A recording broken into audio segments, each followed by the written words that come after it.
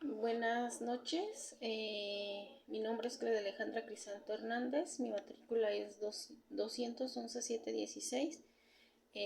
la materia o el módulo es juicio de amparo 2, el nombre del reto es litigio estratégico, el nombre de la profesora es Rosa María Olivero Sánchez y vamos a ver lo que es el tema litigio estratégico. El litigio estratégico en derechos humanos se compone de acciones de actividad judicial encaminadas a garantizar la justiciabilidad de los derechos humanos ante las sentencias nacionales o internacionales cuyo fin es avanzar a la modificación estructural de las normas y procedimientos del derecho interno, a efectos de abarcar con un caso o situación puntual un cambio legal con implicaciones sociales extensas. Ahora bien, el litigio estratégico busca satisfacer, por una parte, estas aspiraciones de transformación legal y el impacto social, pero también avanzar en la protección de los derechos de las víctimas implicadas en el caso. Una decisión, resolución o sentencia positiva avanzará en la protección de los intereses de la víctima, permitirá reformas legales adecuadas y beneficiaría en el futuro a personas en igualdad de situaciones. El litigio estratégico, relacionado con causas de derechos humanos, además debe llamar la atención sobre los abusos y violaciones graves a los derechos, los patrones que ejemplifica el caso puntual y las alternativas de superación deben resaltar la obligación del Estado para avanzar efectivamente en el cumplimiento de sus compromisos nacionales e internacionales. Es preciso reiterar que todas las autoridades del país, en el ámbito de sus competencias, tienen la obligación de aplicar las normas correspondientes, haciendo la interpretación más favorable a la persona para lograr su protección más amplia, sin tener la posibilidad de inaplicar o declarar la incompatibilidad de las mismas. Es importante mencionar que dentro de este tema abarcaremos uno de los derechos fundamentales. Pero, ¿qué es o qué son los derechos fundamentales? Los derechos fundamentales o derechos constitucionales son el conjunto de derechos que se consideran protegidos o esenciales por su vinculación con la dignidad humana o con los principios fundacionales de la nación. Son irrenunciables, irrevocables e intransmisibles y están proclamados en la Constitución Política de los Estados Unidos Mexicanos en su artículo primero, que dice: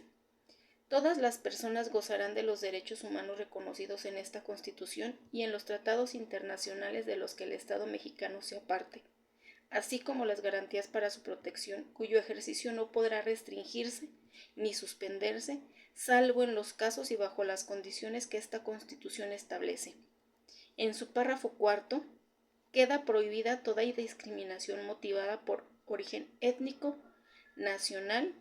el género, la edad, las discapacidades, la condición social, las condiciones de salud, la religión, las opiniones, las preferencias sexuales, el estado civil o cualquier otra que atente contra la dignidad humana y tenga por objeto anular o menoscabar los derechos y libertades de las personas.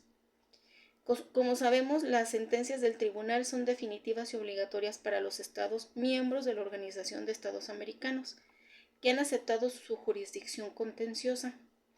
Además, sus sentencias ejercen una presión significativa sobre los estados para generar, a partir de la decisión, cambios legislativos estructurales dentro del ámbito local y garantizar la no repetición de un comportamiento internacionalmente ilícito. La discriminación en el Estado es sistemática, no es un problema exclusivo de las autoridades, es más bien un problema social de tipo estructural. Ahora, dentro del desarrollo para este tema, vimos varios ejemplos. En mi caso, escogí la opción número 4, que se refiere al litigio estratégico y derecho a la no discriminación, sentencia dictada por el juez noveno del distrito en el estado de Michoacán, en la que analizó la posible inconstitucionalidad de una norma, pues ésta restringe la protección de los derechos de los menores de edad que nacen en el contexto de una unión familiar homoparental. Para empezar, quiero darles o explicarles qué es una familia homoparental. Una familia homoparental es aquella en la que los miembros de una pareja del mismo sexo se convierten en los progenitores de uno o varios niños. Ahora, el ejemplo que me tocó analizar es la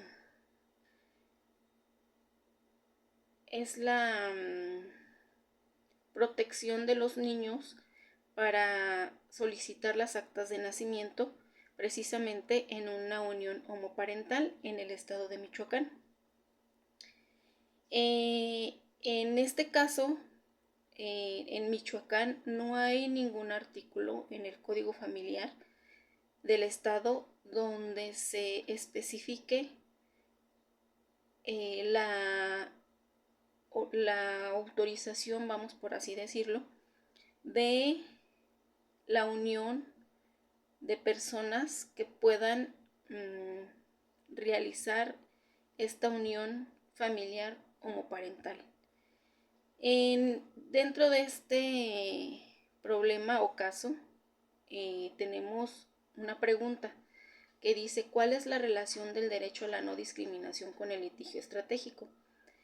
La relación que tiene, por ejemplo, el litigio estratégico busca generar un cambio en la sociedad, protegiendo los derechos humanos de una persona o colectividad, garantizar la justiciabilidad de los derechos humanos ante las instancias nacionales o internacionales, cuyo fin es avanzar en la modificación estructural de las normas. En este caso, como a eso se refiere el litigio estratégico, dentro del Código Civil Familiar del Estado de Michoacán se está vulnerando el derecho de la discriminación, que está fundamentado en la Constitución Política de los Estados Unidos Mexicanos en su artículo 1. El segundo identifica un caso práctico en el que se haya hecho uso del litigio estratégico para la protección del derecho a la no discriminación. Yo encontré en su caso una situación donde la sociedad civil de convivencia, en un contrato civil se define que la unión de dos personas del mismo distinto sexo, la voluntad de permanencia, la ayuda mutua, la vida en común, el domicilio en común. En la Corte se observa que dicha figura resulta semejante en los rasgos definitorios del matrimonio